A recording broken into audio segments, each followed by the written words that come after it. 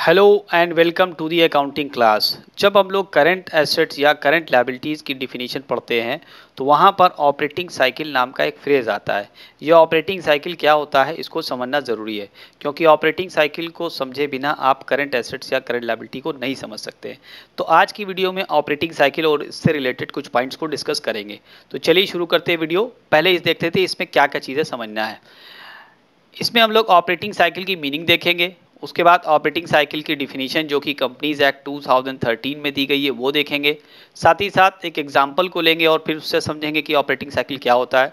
इसके बाद एक डायग्राम का भी एक्सप्लेनेशन होगा ऑपरेटिंग साइकिल के लिए, और कुछ इंपॉर्टेंट नोट्स हैं जिसको बताया जाएगा ताकि आपको ऑपरेटिंग साइकिल समझ में आ जाए और उससे रिलेटेड कुछ बातें आप जान जाएं ताकि एग्जामिनेशन में आपको हेल्प मिले। और लास्ट में हम लोग ऑपरेटिंग साइकिल का इफेक्ट देखेंगे कि किस तरीके से ऑपरेटिंग साइकिल की मदद से हम करंट एसेट्स या करंट लायबिलिटीज़ को समझते हैं। तो चलिए शुरू करते हैं वीडियो। सबसे पहले हम लोग मीनिंग देखेंगे। Operating cycle means the time taken by a company to acquire an asset for processing and converting it into cash and cash equivalent. तो ऑपरेटिंग साइकिल क्या होता है? ऑपरेटिंग साइकिल टाइम होता है। कौन सा टाइम होता है? वो टाइम जो कंपनी किसी एसेट्स को अक्वायर करने में यानी उसको प्राप्त करने में, उसको हासिल करने में लगाती है। उसके बाद वो टाइम जो कंपनी उस एसेट्स को प्रोसेसिंग करने में लगाती है, और वो टाइम जो कंपनी प्रोसेसिंग के बाद उस एसेट्स को कैश या कैश इक्विवेलेंट में कन्वर्ट करने में लगाती है। तो कुल मिलाकर के ये वो टाइम हुआ जो कंपनी के एक्वायर करने में लगेगा, प्रोसेस करने में लगेगा और कन्वर्ट करने में लगेगा एसेट्स को कैश एंड कैश इक्विवेलेंट में। अब यही बात कुछ हद तक डिफिनीशन में भी बताई गई है जो कि कंपनीज एक्ट 2013 के शेड्यूल 3 में दी गई है। तो वो डिफिनीशन क्या है देख लेते हैं। Operating cycle is the time, यहाँ भी वही बात कही गई, टाइम, ये वो टाइम होता है। कौन सा टाइम होता है? Between the acquisition of an asset, assets को हासिल करना, एसेट्स को प्राप्त करने से ले करके प्रोसेसिंग करना, and its realisation into cash and cash equivalent, और इसको कैश या कैश में बदलने तक का जो टाइम होता है वो ऑपरेटिंग साइकिल होता है। तो प्राप्त करने से लेकर के उसको कैश में बदलने तक का पूरा समय ऑपरेटिंग साइकिल कहलाता है। इसको एक एग्जाम्पल से हम लोग समझते हैं।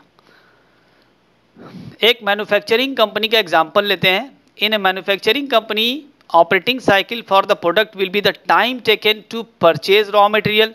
मैन्युफैक्चरिंग कंपनी में प्रोडक्शन होता है, रॉ मटेरियल के ज़रिए रॉ मटेरियल ख़रीदा जाता है, उसकी प्रोसेसिंग होती है, फैक्ट्री में मशीनों के ज़रिए उसको फिनिश गुड में बदला जाता है, और जब वो प्रोडक्ट तैयार हो जाता है तो उसको फिर बेचा जाता है और बेचने के बाद कैश या कैश जैसी कोई चीज़ प्राप्त की जाती है, हासिल की जाती है।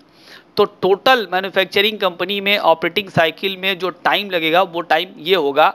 टाइम टेकन टू परचेज, खरीदने में टाइम लगा रॉ मटेरियल के, उसको प्रोसेस करने में लगा, और उसके बाद उसको फिनिश गुड्स में बनाने में लगा, सेलिंग इट, उसको सेल करने में लगा, और सेल करने के बाद कैश को प्राप्त करने में लगा। तो कुल टाइम हमारा ऑपरेटिंग साइकिल कहलाएगा। इसको हम डायग्राम से भी समझ सकते हैं। हम शुरू करते हैं कैश या बैंक बैलेंस से। कैश या बैंक बैलेंस की मदद से रॉ मटेरियल को ख़रीदा जाता है। रॉ मटेरियल को परचेज़ करने में मान लेते हैं 2 महीने का समय लगा। इसके बाद इस रॉ मटेरियल को हमने प्रोसेसिंग में डाला और फिनिश गुड तैयार हो गया, लेकिन इसमें 4 महीने का समय लगा। इसके बाद ये बना हुआ प्रोडक्ट यानी फिनिश गुड्स हमारे पास अभी बिका नहीं है, ये 3 महीने तक एज इन्वेंट्री पड़ा रहा।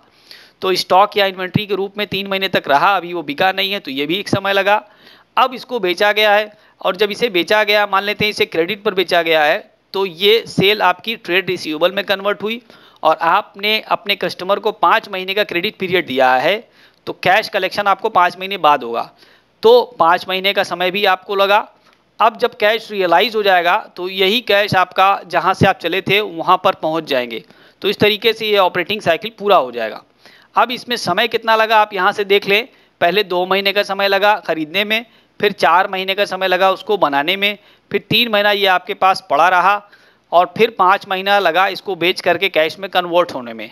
तो टोटल आप ऑपरेटिंग साइकिल का जो टाइम होगा वो ऐसे निकालेंगे, 2 मंथ्स प्लस 4 प्लस 3 प्लस 5, यानी कुल आपका यहाँ पर 2 4 6 3 9 5 14 महीने का जो समय हुआ वो इस एग्जाम्पल में ऑपरेटिंग साइकिल कहलाएगा। कुछ बातें इसको समझ लीजिए ऑपरेटिंग साइकिल से related. In case the operating cycle can not be identified, अगर ऑपरेटिंग साइकिल आप निकाल नहीं सकते हैं तो 12 महीने का जो पीरियड है उसको ऑपरेटिंग साइकिल मान लिया जाएगा। दूसरी बात है operating cycle is determined for each business separately, her business के लिए ऑपरेटिंग साइकिल अलग अलग निकाला जाएगा। मान लेते हैं एक कंपनी है जिसके पास एक से ज़्यादा बिजनेस है, फॉर एग्जांपल उसका कंस्ट्रक्शन बिजनेस है और उसका ट्रेडिंग बिजनेस है, तो कंस्ट्रक्शन बिजनेस का ऑपरेटिंग साइकिल अलग होगा, ट्रेडिंग बिजनेस का ऑपरेटिंग साइकिल अलग होगा।